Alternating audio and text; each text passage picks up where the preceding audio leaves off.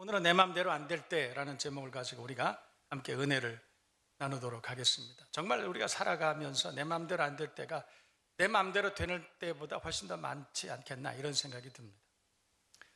자녀들의 출산서부터 생애 주기 모든 일들을 가만히 생각해 보면 아이들이 학교를 가고 졸업을 하고 좋은 학교로 진학을 하고 또 취업을 하고 결혼을 하고 이 모든 일이 부모로서 가만히 보면 내 마음대로 되는 것이 하나도 없어요. 아이들의 인성조차도 내 마음대로 그렇게 잘 형성되지가 않습니다.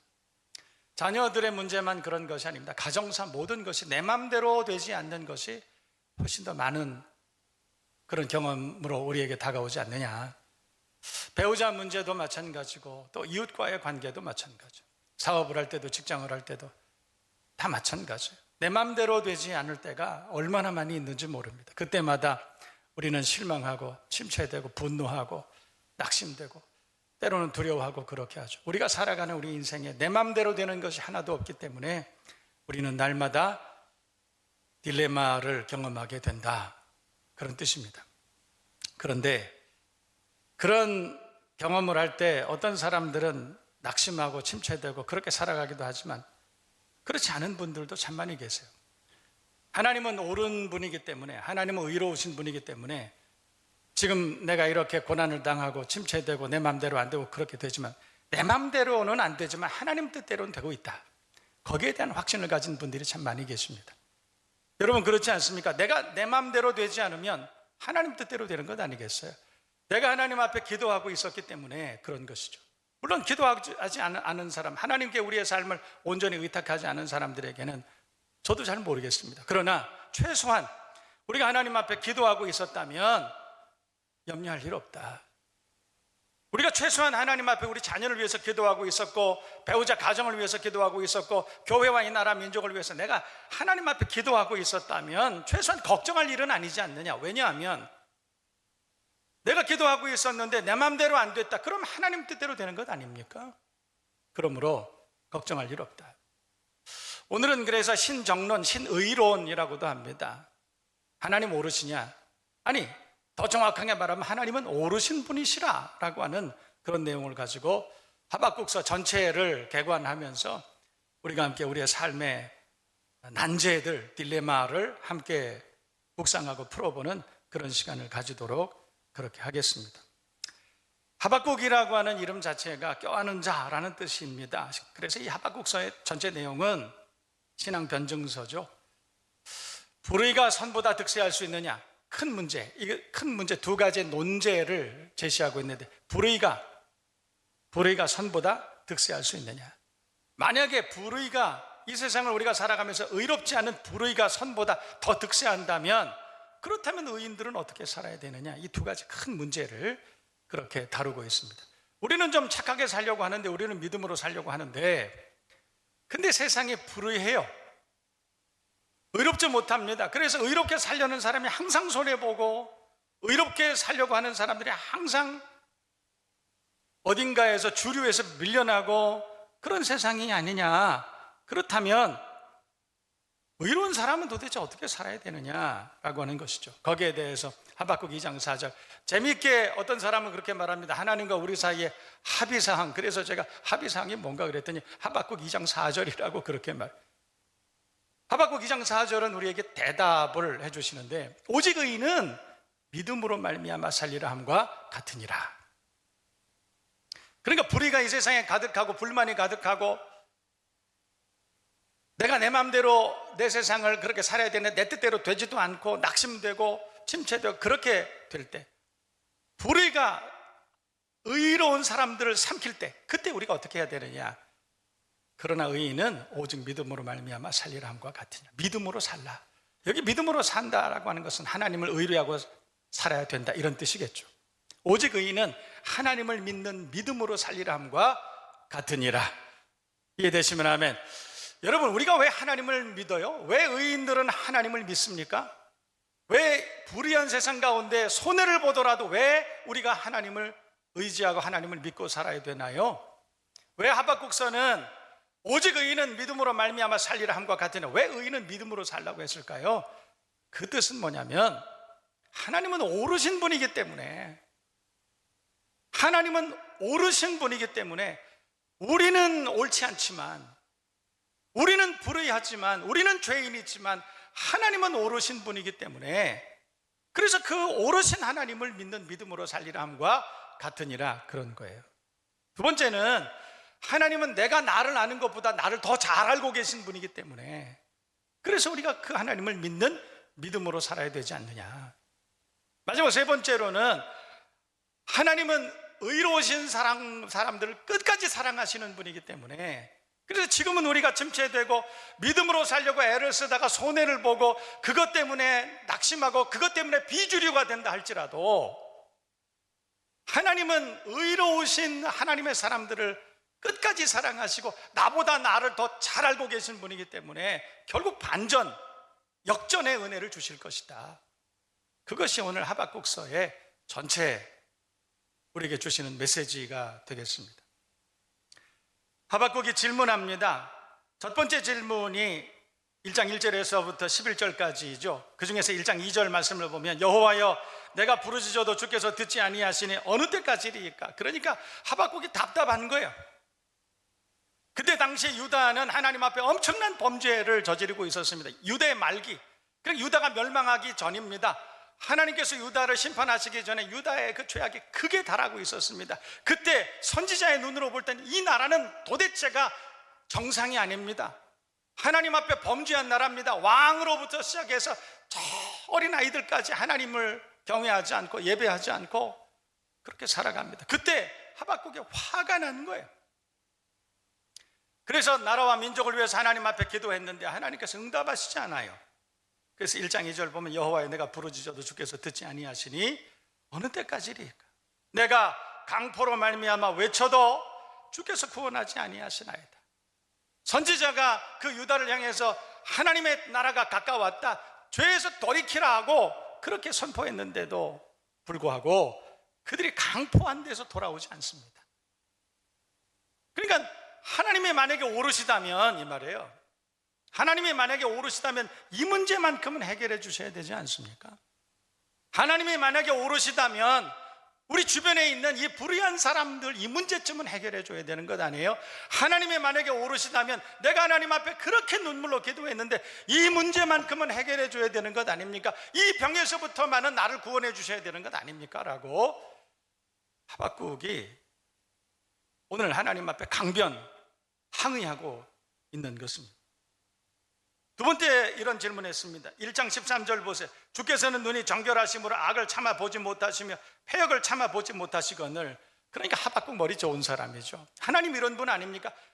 그러니까 갑자기 태도를 바꿔가지고 질문하는 거예요. 맨 처음에는 하나님이 옳지 않으시다 라고 그렇게 말하지 않았습니까? 하나님은 옳지 않으시다, 왜 이렇게 하셨습니까? 그런데 1장 13절에 보면 갑자기 태도를 바꾸어서 주께서는 눈이 정결하시고 악을 참아 보지 못하시고 패역을 참아 보지 못하시는 분 아닙니까? 하나님 오르신 분 아니에요? 이렇게 말한 거예요. 그 전에는 하나님 옳지 않잖아요, 이렇게 말하고, 지금은 갑자기 그러니까 혼란스러운 것입니다. 우리도 어떤 문제를 만났을 때, 우리가 이해하지 못하는 인생의 난제를 만나고 신앙의 딜레마를 경험할 때 우리가 옳지 않음에도 불구하고 우리가 혼란스러워할 때가 있습니다. 오늘 하박국이 제정신이 아니에요. 전혀 논리적이지 않습니다. 하나님 앞에 기도할 때 이 전혀 논리가 없습니다. 완전히 논리가 배제된 상태에서 오늘 이렇게 불평을 쏟아놓고 있습니다. 다시 보세요. 1장 13절 보면, 주께서는 눈이 정결하심으로 악을 참아 보지 못하시며 패역을 참아 보지 못하시거늘 어찌하여 거짓된 자들을 방관하시며 악인이 자기보다 의로운 사람을 삼키는데도 잠잠하십니까? 여러분, 이 말이 어떤 뜻이 숨어 있느냐면, 그때 당시에 유다는 이제 풍전등화 그런 운명에 있었습니다. 그럼에도 불구하고 그 유다가 무너져 감에도 불구하고 유다는 정신을 차리지 못하고 있는 거예요. 그래서 하나님 앞에 간구하고 기도했습니다. 도대체 이 유다를 이대로 방치하시겠습니까? 유다에 있는 이 죄악을 그냥 두시겠습니까? 그랬더니 하나님께서 뭐라고 말씀하셨냐면, 내가 그 옆에 있는 아시리아, 그 아수르를 들어서 내 유다를 심판할 거야, 그렇게 말했습니다. 여러분, 고대 근동 그 중동 지방을 여러분 이 구도를 가만히 보시면 아수르도 있고 그 옆에 이라크도 있고 이란도 있고 바벨론, 예전에 그 바벨론도 있고 그렇지 않습니까? 티그리스 강도 있고 유프라테스 강도 있고 그 위에 그렇게 있습니다. 그러니까 고대 패권들을 그곳에서 그 패권들이 막 각축전을 이루던 그런 곳이었습니다. 근데 하나님께서 유다가, 오늘 하박국이 유다가 그렇게 잘못하는데 하나님 왜 가만히 계십니까? 그랬더니 하나님 하신 말씀이, 내가 아수르를 들어서 유다를 심판할 거야. 그랬더니 오늘 하박국이 요즘 말로 말하면 완전 업셋된 거예요. 뒤집어져 버린 것입니다. 어떻게 하나님 유다보다 더 악한 아수르를 들어서 유다를 심판하실 수가 있습니까? 그러니까 논리가 뒤집어져 버린 거예요. 이해할 수 없는 혼란스러움에 빠져버린 것입니다. 그러니까 더 악한 사람을 들어서 악한 사람을 심판하신다는 게 이게 말이 됩니까? 이렇게 물은 거예요. 하나님이 옳으시냐, 거기에 대한 이야기죠. 여러분, 하박국만 그런 것이 아닙니다. 신정론, 신의론이라고 하는 것은 예레미야도 똑같이 그렇게 외쳤습니다. 예레미야서 12장이 그 내용들을 대부분 소개하고 있는데, 주께서는 의로우신데 악한 자가 왜 형통하냐? 하나님이 의로우시고 하나님이 의롭게 세상을 주관하시고 인도하시는데 왜 악한 사람들이 저렇게 득세하고 살아가고 악한 사람들은 왜 더 잘 사냐? 라고 예레미야가 그렇게 물어본 것입니다. 그러면서 예레미야가 예레미야 12장 2절 말씀, 그 이하 말씀을 뭐라고 말했냐면, 주께서 그들을 심어서 뿌리가 바뀌고 장성하여 열매를 맺게 한 것 아닙니까? 그러니까 주께서라고 하는 말은 뭐예요? 하나님이 그렇게 하신 것 아니에요? 하나님이 악한 사람들을 더 조장하고 악을 조장하고 하나님의 악한 사람들 더 잘 살게 만들고, 그래서 의인들을 핍박하고 세상이 다 악해지지 않았습니까? 하나님 때문 아니에요? 라고 얘기하는 것이죠. 여러분, 종종 우리도 인생의 딜레마를 만날 때 하나님을 핑계하고 하나님께 원망하잖아요. 하나님 때문에 그런 것 아닙니까? 하나님이 그렇게 하셨잖아요. 하나님이 왜 죄짓게 하셨습니까? 뭐 이런 식으로 우리가 하나님께 반항하고 불신앙적인 질문하고, 그렇게 우리가 그렇게 살아가지 않습니까? 예레미야도 똑같이 그렇게 말했습니다. 하나님이 그렇게 하시지 않았습니까? 그때 참 의미 있고 우리가 평생 기억해야 되는 하나님의 응답이 예레미야에 이렇게 말씀하셨는데, 여러분 들어보세요. 이건 굉장히 중요한데, 예레미야 12장 5절 말씀을 보면, 내가 보행자와 함께 달려도 이렇게 피곤해하면 어찌 능히 말과 경주하겠느냐. 저는 이 말씀이 제 평생에 제 마음속에 기억이 되어 있습니다. 내가 보행자와 함께 달려도 피곤하면 어찌 능히 말과 경주하겠느냐. 어찌 능히 말과 달릴 수 있겠느냐. 그러니까 보행자와 함께 달려도 이렇게 피곤하면, 그러니까 문제 같지도 않은 문제, 진짜 본질적인 문제도 아닌 이 인생에 정말 별것도 아닌 이 문제 가지고 이렇게 힘들어하고, 이것 때문에 낙심되고, 이것 때문에 시험 들고, 이것 때문에 신앙을 포기한다면, 내가 정말로 중요한, 정말로 결정적인 그런 경주, 그런 시합, 그런 전쟁에 나아가서는 네가 어떻게 할 거냐? 보행자와 함께 달려도 이렇게 피곤하면 말과 함께 달리면 어떻게 되겠느냐? 하나님께서 교회를 이 땅에 주시고, 교회를 통해서 하나님은 훈련하시고 교육하시고, 그래서 마지막 큰 싸움에서 하나님께서 우리를 하나님의 동역자, 하나님의 좋은 군사로 세우시고 이기게 하시려는데 교회를 세우신 목적이 있는 것 아니겠습니까? 우리가 믿음이 진보돼야 되는 이유는 이 땅에서 믿음으로 착하게 살라고 그렇게 하는 것이 아니에요. 그것은 결과입니다. 믿음으로 살다 보니까 착하게 살 수밖에 없는 거죠. 거룩한 삶이라고 하는 것은 구원의 완성의 담보일 뿐이지 구원의 완성의 목적이 아니라는 거예요.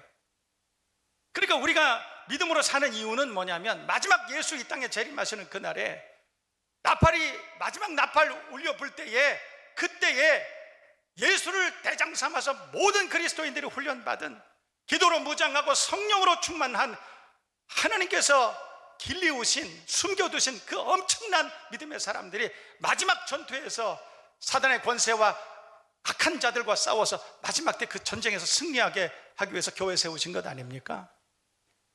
그래서 우리에게 믿음 주신 것 아니에요? 그런데 말과 함께, 보행자와 함께 달려도 이렇게 피곤하면, 인생의 이런 문제 때문에 맨날 시험 들고, 이것 때문에 무너지고, 이것 때문에 신앙 포기하고, 그렇게 한다면 말과 함께 달릴 때 그때는 어떻게 하겠느냐? 이거 물어보시는 것이죠. 저는 이 말씀을 기억하고 항상 마음을 새롭게 하고 무장하고 그럽니다. 내가 보행자와 함께 달려도 이렇게 피곤해하면 어찌 있는 게 말과 경주하겠느냐. 그래서 예레미야 선지자를 통해서 하신 말씀은 뭐냐면, 내가 평안한 땅에서는 무사하려니와 요단의 창이란 중에서는 어찌하겠느냐. 내 형제와 내 부모가 너를 속일지라도 너는 믿지 말라. 그러므로 너는 무슨 악한 말을 듣게 될지라도 흔들리지 말고 하나님의 심판을 믿어야 된다. 이렇게 말씀한 것이죠. 여러분, 세상에 우리가 이해되지 않는 일들이 수도 없이 일어나고 내 마음대로 안 되고 내 뜻대로 안 되고 낙심되고 그렇게 된다 할지라도 그것 때문에 넘어지는 일이 없기를 주님의 이름으로 축복합니다. 그것 때문에 여러분, 인생이 70이요 강건하면 80이라도 그 연수의 자랑이 수고와 슬픔뿐인데, 우리가 살아가는 인생의 그 수많은 문제들로 인해서 날마다 넘어지고 날마다 흔들리고 그러지 말아야 되겠다. 더 결정적인 마지막 때 큰 싸움을 잘 준비해 나가는 그리스도의 좋은 군사, 믿음의 사람들 다 되시기를 주님의 이름으로 축원합니다. 의로우신 하나님, 오르신 하나님, 그 하나님을 붙들고 끝까지 달려나갈 수 있어야 될 줄로 믿습니다. 선한 이들이 손해보고 헛수고하고 억압당하고 불이익당하고 소외당하는 것처럼 그렇게 보이지만, 그러나 여러분 그렇지 않아요. 지금 당장에는 그러는 것 같지만 하나님은 오르신 분이기 때문에 악을 참아보지 못하시고 마침내 그 악을 심판해 주실 것입니다.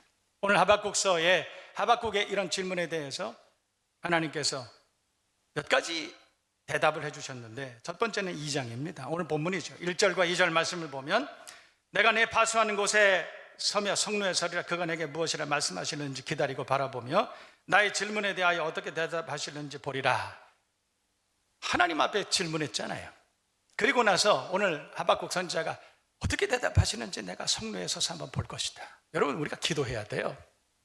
인생의 난제를 만났을 때, 우리의 신앙의 딜레마를 우리가 경험할 때, 혼란스러울 때 기도해야 돼요. 오늘 하박국처럼 기도해야 됩니다. 그랬더니 여호와께서 내게 대답하여 이르시되, 너는 이 묵시를 기록하여 판에 명백히 새기되, 그러니까 내가 너한테 대답을 할 거야. 이 답을 기록하여 판에 명백히 새기되 달려가면서도 읽을 수 있게 하라. 이게 첫 번째 대답. 그러니까 이게 무슨 뜻입니까? 이게 무슨 뜻이에요? 너 성경 좀 봐. 응? 그렇게 인생에 혼란스러운 문제가 있고 도대체 이해할 수 없는 문제가 생기고 그것 때문에 그렇게 혼란스럽고 어려운데 뭘 그렇게 방황하고 있느냐는 거예요. 성경 좀 봐. 이게 일본이에요. 성경 좀 봐.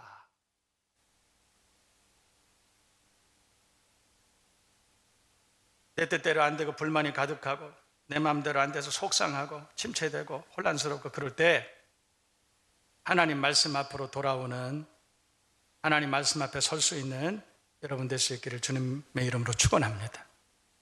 제가 오래전에 여러분들에게 실제로 제가 들은 얘기인데, 여러분이 전에 들었던 것이 있어요. 어떤 사람 태권도 사범 하다가 잘 나가던 사람이 저 사우디에 그 왕자 경호실에 태권도를 가르치는 사람으로 간 겁니다.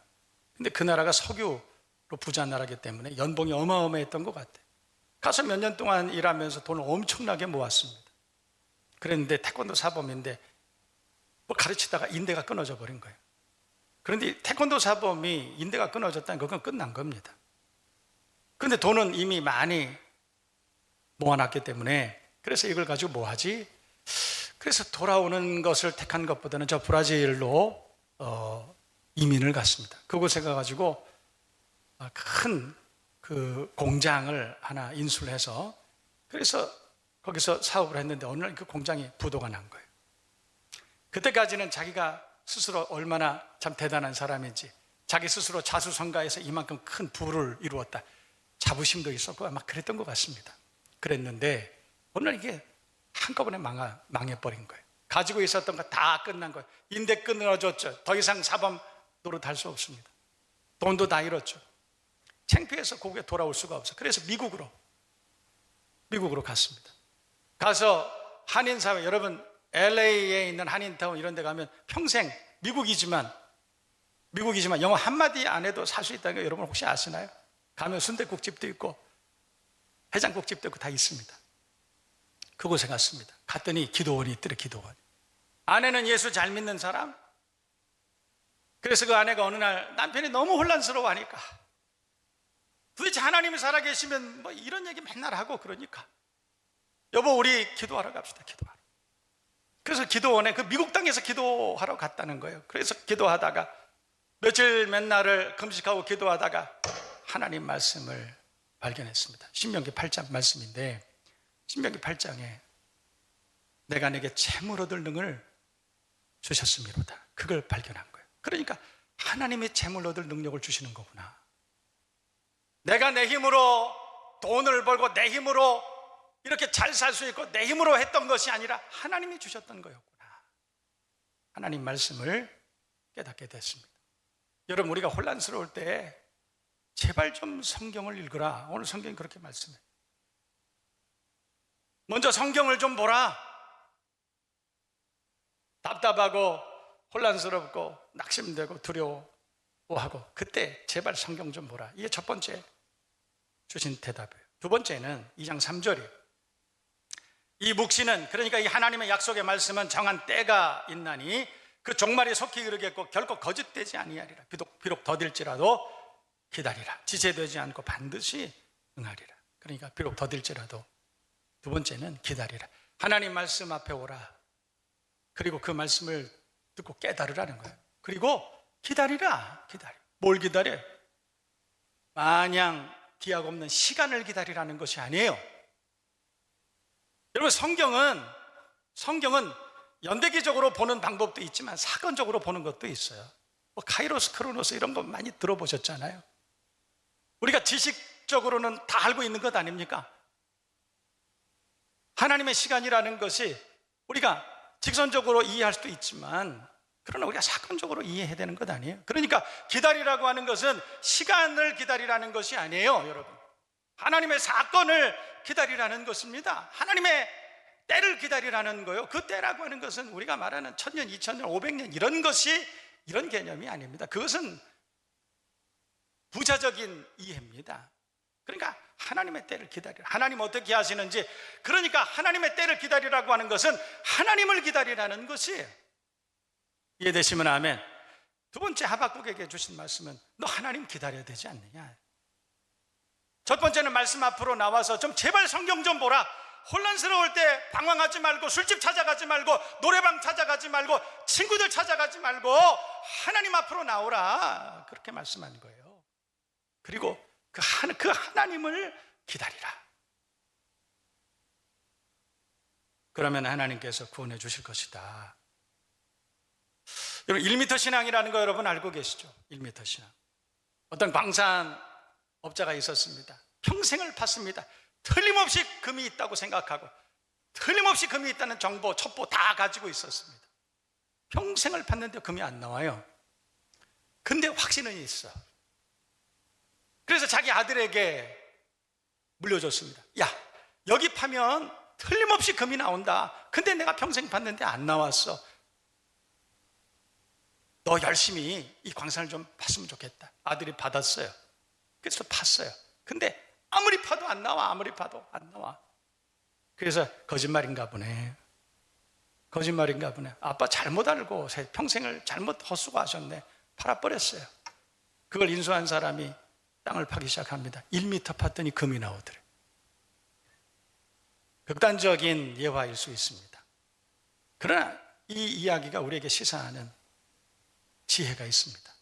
여러분 기다려야 돼요. 하나님의 때를, 하나님을 기다리세요. 1m만 더 파면 됩니다. 기다리세요. 하나님의 뜻이 반드시 이루어질 줄로 믿습니다.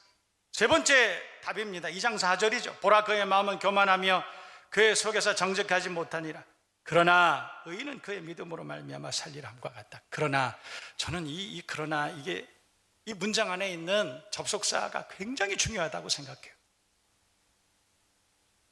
그러나라고 하는 것은 우리가 혼란스러워도 우리가 손해본다 해도 우리가 의롭게 살려고, 믿음으로 살려고 애를 쓰는데 정말 어렵잖아요. 어려워도 이게 그러나예요. 저는 이 행간에 있는 그러나라고 하는 이 내용이 참 은혜스럽습니다. 그러나 믿음의 사람이라면, 의인이라면 끝까지 믿음으로 살아야 된다. 마지막 2장 20절입니다. 하박국서 2장 20절 보면, 그러므로 오직 여호와는 그 성전에 계시니 온 천하는 그 앞에서 잠잠할지니라. 잠잠하라. 잠잠하라. 여러분, 하나님은 오르신 분이신 줄로 믿습니다. 하나님은 오르신 분이세요. 하나님 오르시냐? 우리는 날마다 그렇게 반문하고 반항하고 우리는 혼란스러워하고 눈물로 우리가 인생을 살아가지 않습니까? 하나님 오르시냐? 어떨 때에는 신앙이 흔들리고, 내가 과연 정말 그리스도 이 신앙을 가지고 있는 것이 이게 내가 지혜로운 것인가? 하나님은 살아계신가? 하나님 살아계시다면 도대체 이런 일이 왜 일어날까? 우리는 날마다 흔들리고 혼란스럽고. 그러나 여러분, 하나님은 오르신 분이세요. 하나님은 살아계신 하나님, 이 땅을 반드시 심판하시는 하나님, 그리고 의인들을, 믿음의 사람들을 위로해 주시고 구원해 주시고 하나님의 나라로, 영원한 그 행복의 나라로 우리를 초청해 주시는 하나님.